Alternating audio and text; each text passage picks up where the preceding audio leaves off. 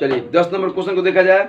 मैसूर और बेंगलोर के बीच 132 किलोमीटर यात्रा करने में एक एक्सप्रेस रेलगाड़ी सवारी रेलगाड़ी से 1 घंटा कम समय लेती है। ठीक है, तो सबसे पहले हम क्या करेंगे कि सवारी रेलगाड़ी की चाल,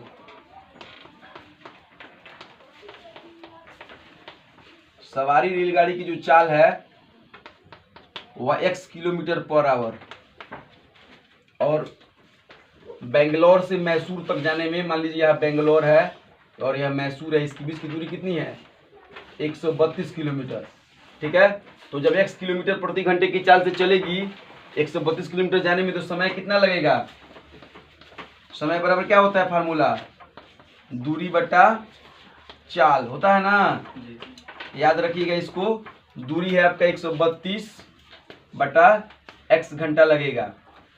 सबसे पहले समय 1 जो सवारी रेलगाड़ी है उसको 132 बटा x घंटा समय लगेगा, लेकिन जो एक्सप्रेस गाड़ी है, एक्सप्रेस जो गाड़ी है उसकी चाल है, एक्सप्रेस गाड़ी की चाल वह है x प्लस 11, अर्थात वह 11 किलोमीटर पर आवर जो है तेज चल रही है सवारी गाड़ी से।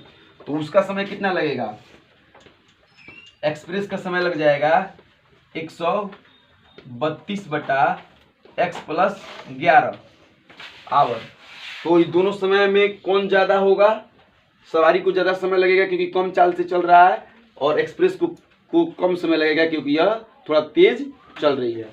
तो अब अकॉर्डिंग टू क्वेश्चन क्या कह रहा है, क्वेश्चन क्या कह रहा है, क्वेश्चन ये कह रहा है कि हाँ मतलब जो एक्सप्रेस है उसको 1 घंटा कम समय लग रहा है। अर्थात यदि हम लोग क्या करें कि 132 बटा x में से 132 बटा x प्लस 11 को घटा दें तो 1 घंटा आ जाएगा, और इस तरीके से हम इसको जब सॉल्व करेंगे तो हम लोग का आंसर भी आ जाएगा x इंटू एक्स प्लस 11 फिर 132 into x plus 11 minus 132 into x, भिन्न के घटाओं के नियमानुसार। तो अब जब इसको हम हल करते हैं तो 132 एक्स अब प्लस 11 से जब इसमें गुना करेंगे, 11 दूनी 22, हाथ में बचा 2, 11 3 33 और 2 35 के पास हम तो 3, 11 या 3 14, 1452, फिर माइनस 132 एक्स बटा एक्स स्क्वायर प्लस 11 एक्स बराबर 1/1। अब 132 से 132 कट जाएगा, बच गया 1452 बटा एक्स स्क्वायर प्लस 11 एक्स बराबर 1/1। ठीक है, या का निशान दे देंगे। अब जब इसको क्रॉस मल्टीप्लाई करेंगे, दोनों तरफ भिन्न होगा तो क्रॉस मल्टीप्लाई तिरछा तिरछी गुना होगा, तो आपका बचेगा एक्स स्क्वायर प्लस 11 एक्स बराबर 1452। ठीक है, या का निशान आप यहाँ पे दीजिए, x square plus 11 x minus 1452 बराबर 0। अब इस द्विघात समीकरण को जो हम लोग डी वाली विधि से निकाल के देखते हैं, क्योंकि फैक्टर विधि से निकालते समय थोड़ी सी परेशानी हो रही है, तो डी वाली विधि पे हम लोग परेशानी नहीं होनी चाहिए। सबसे पहले हम छाट लेंगे, ए बराबर 1, बी बराबर 11 और सी बराबर माइनस 1452। ठीक है, तो जब हम इसको छाटेंगे तो अब डी निकालेंगे। डी बराबर सूत्र होता है बी स्क्वायर माइनस 4ac, तो बी का मान आपका है 11 स्क्वायर माइनस 4, ए का मान है 1 और सी का मान है 1452। ठीक है, तो 11 में से 11 गुना करेंगे तो 121, इसमें गुना करेंगे तो माइनस माइनस प्लस, और 4 गुना करेंगे 4 दूनी 8, 5 चौके 20, 0 हाथ में बचे 2, 4 चौके 16, 16 और 2 18 का, 8 हाथ में बचा 1, और 4 और 1 5, 5808, 4 दूनी 8, 4 25 20, 4 चौके 16, 2 18, हाथ में बचा 1, 4 1 5, 5808 जब जोड़ेंगे तो 8 1 9 0 8 1 9 0 2 2 8 1 9 अर्थात 5929 आपका डी आ गया। ठीक है, अब इसको हम क्या करेंगे, ये अब सूत्र में बैठाएंगे। ऊपर थोड़ा आप उतार लीजिए पहले। अब डी का मान आप देख चुके हैं 5929।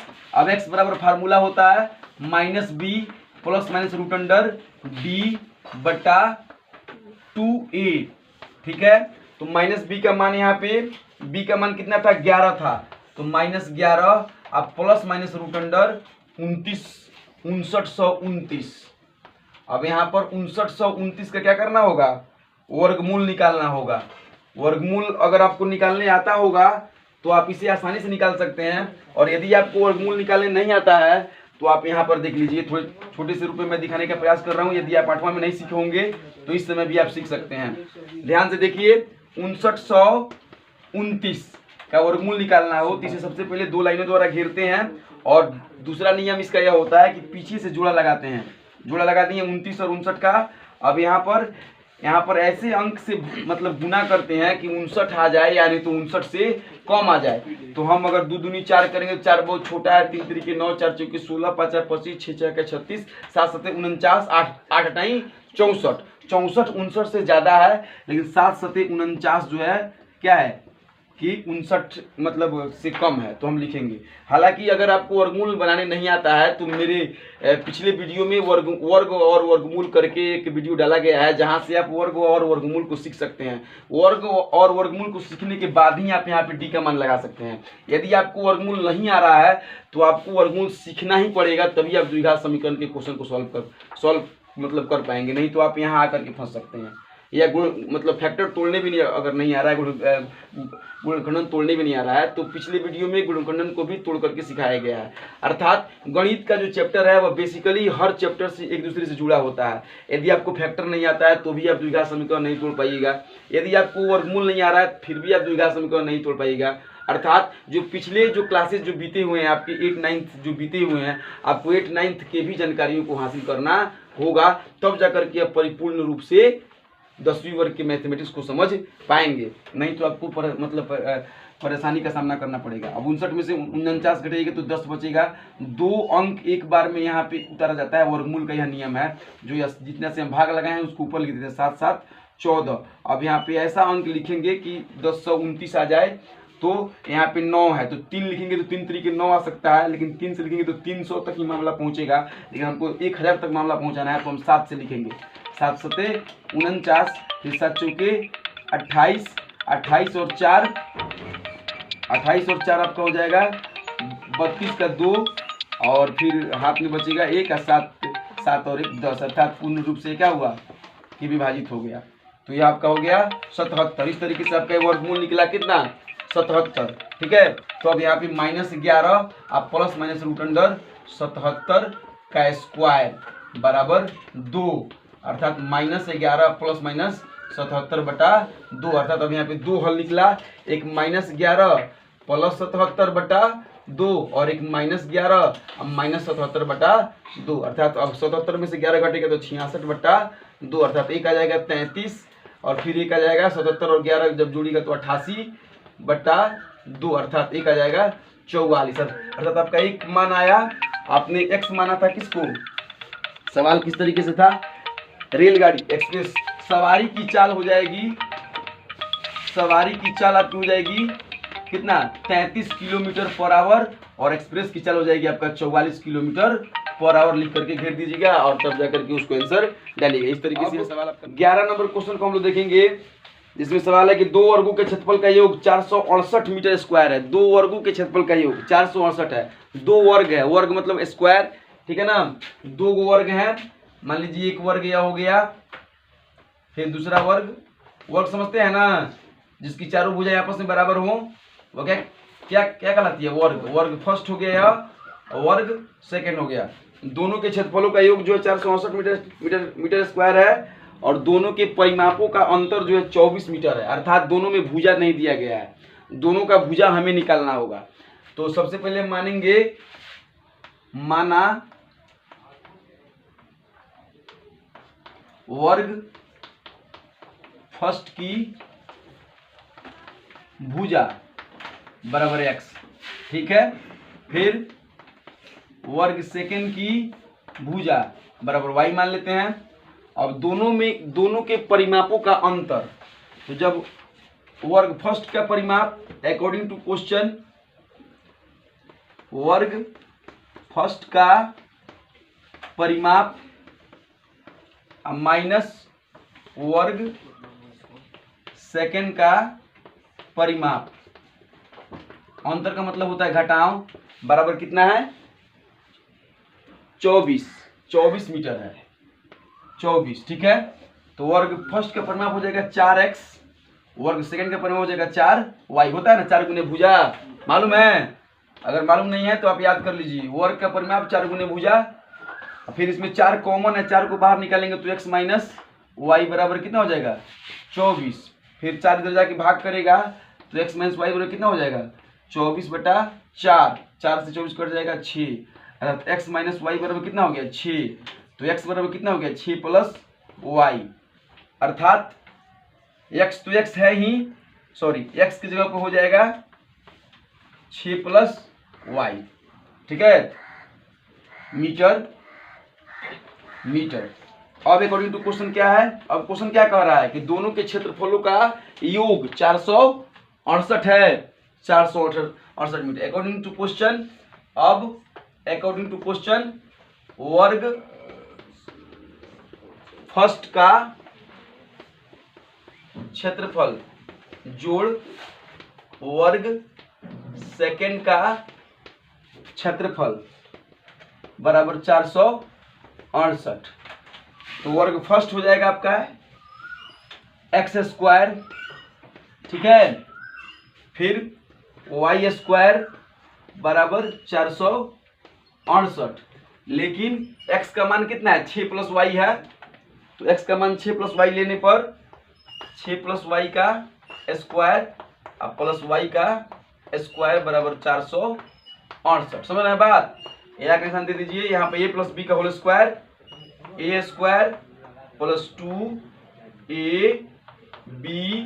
प्लस b², फिर y का स्क्वायर बराबर 468, समझ गए? या का निशान दे दीजिए, तो 6 के 36 हो जाएगा, यहाँ पे अब हल करते हैं, तो 6 के 36, फिर 2 छके 6 के 36, 2 छके 12y, फिर y², 12y फिर y², फिर एक y² पहले से मौजूद है बराबर 468, समझ गए?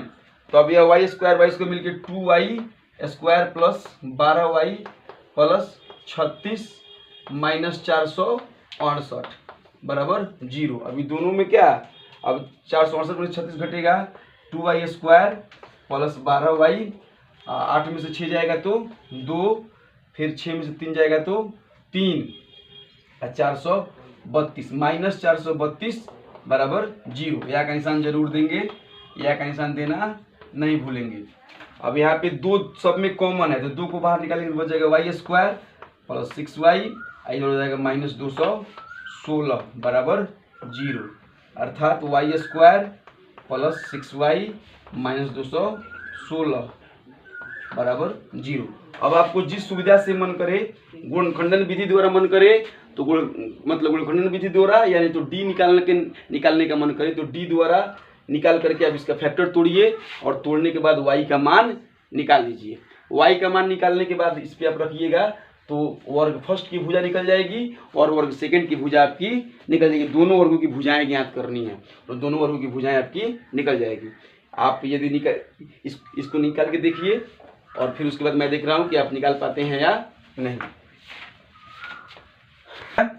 y² प्लस 6y माइनस 216 को हम तोड़ते हैं, गुणनखंडन द्वारा तोड़ लेते हैं, d द्वारा भी टूट सकता है, तो 216 को आप इधर तोड़िएगा फैक्टर के रूप में, तो क्या होगा 2 से काटिएगा 108, फिर 2 से काटिएगा 54, फिर 2 से काटिएगा 27, फिर 3 से काटिएगा 9, फिर 3 त्रिके 9। अब इसमें आपको ऐसा करना है कि 6y आ जाए, तो 3 दूनी 6 और 6 दूनी 12, फिर 3 त्रिके 9 दूनी 18। अगर 18 में से 12 घटाते हैं तो y 6 बच जाएगा, और फिर 216 भी आपका आ जाएगा, अर्थात 18y माइनस 12y माइनस 216। अब आप यह सोच रहे होंगे कि फिर 18 में मैंने माइनस क्यों नहीं रखा, तो अगर मैं 18 में माइनस रखता और घटाता तो माइनस 6y बच जाता, लेकिन यहाँ पे 6 प्लस में था इसलिए हमको 18 बड़ा रखना पड़ा।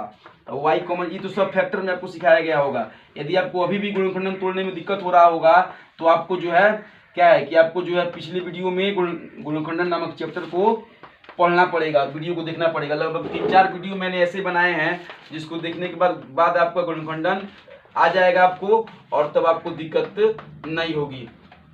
तो इस तरीके से y बराबर 12 आ गया, ऋणात्मक मान हम नहीं लेते हैं, y इसको लेके चलते हैं तो y बराबर माइनस 18 आ जाएगा, जबकि भुजा कभी भी माइनस में नहीं होती है। तो y बराबर आपका क्या आ गया 12, अर्थात वर्ग सेकंड की भुजा कितनी हो गई 12 मीटर, और वर्ग फर्स्ट की भुजा कितनी हो गई तो 12 प्लस 6 18 मीटर। इस तरीके से अब आप मतलब बना लेने के बाद, क्वेश्चन बनाने के बाद फिर आंसर लिखना होगा कि वर्ग फर्स्ट की भुजा बराबर x 12 प्लस 6 18, और फिर वर्ग सेकंड की भुजा बराबर y बराबर 12, और लिख करके घेर के खूब अच्छा तब उसको आंसर लिखना होगा, क्योंकि हाईलाइट करना पड़ेगा आंसर को, क्योंकि जो चेक करने वाला व्यक्ति है उसका ध्यान तुरंत आपके आंसर पर जाना चाहिए। इस तरीके से आपको अच्छा से अच्छा अंक भी प्राप्त होगा।